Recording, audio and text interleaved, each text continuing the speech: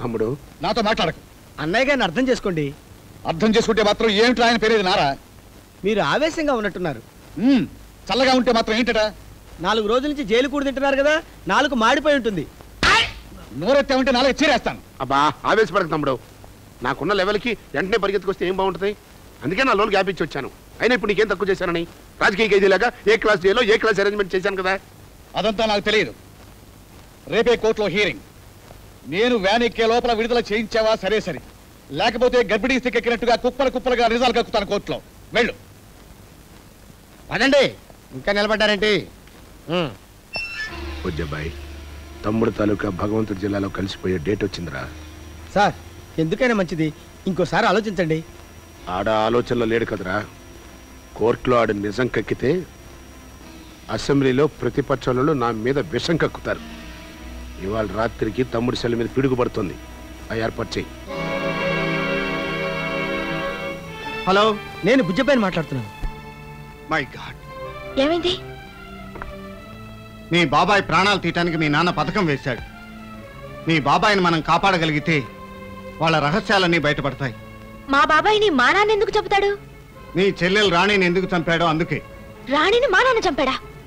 నా 2 కళ్ళ సాక్షిగా. అంటే మీరు ప్రతాప్ వెతుకుతున్న చంద్రాన్. ఇక్కడ అర్థం లేని ప్రశ్నలతో టైం వేస్ట్ చేస్తూ కూర్చుంటే అక్కడ పిడుగుపడి మీ బాబాయ్ చచ్చిపోతాడు. అసలు నిజం ఎవరికీ తెలియకుండా భూస్థాపితం అయిపోతుంది. కమాన్.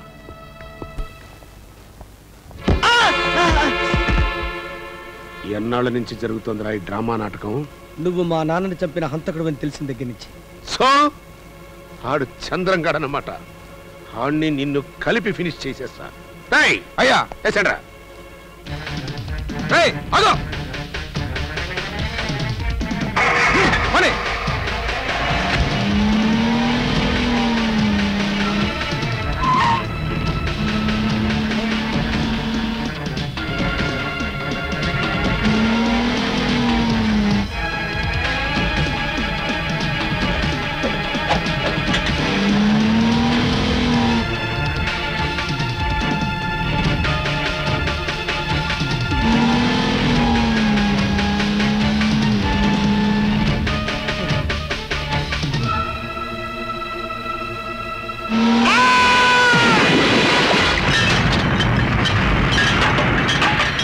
ఈ శిథిలాల మధ్యన శవం కనిపించట్లేదు సార్.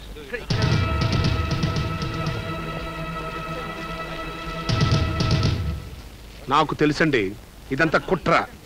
ఎవడో కావాలని బాంబు పెట్టి నా తమ్ముని కిడ్నాప్ చేసిన తర్వాతే దాన్ని పేల్చారు. పేపర్లో పిడుగు పడిందని చదివానే. శ్రీహర్ష గారా, మీరు ఇక్కడికి వచ్చారేంటి?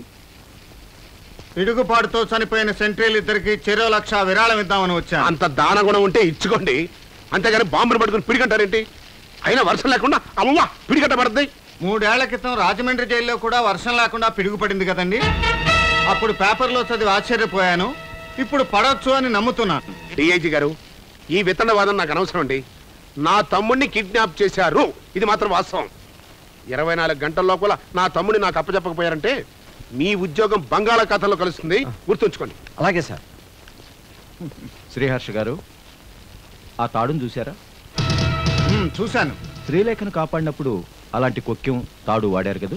ఎర్ర చీర కట్టుకున్నదల్లా నా పెళ్ళామే అన్నట్టు వెనకటికి మీలాంటి వాడకుడు. దేశంలో అలాంటి తాళ్ళు లక్షలుంటాయి. శ్రావణ మాసం దగ్గర పడింది. పెళ్లి గురించి ఆలోచించండి. ఈ దండగ మారి ప్రశ్నలు ఎందుకు?